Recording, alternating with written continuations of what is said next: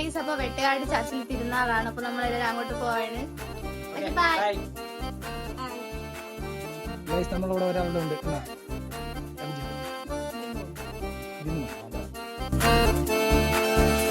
ഉയിരിൻ നാഥനെ ഉലകിൻ നാദിയ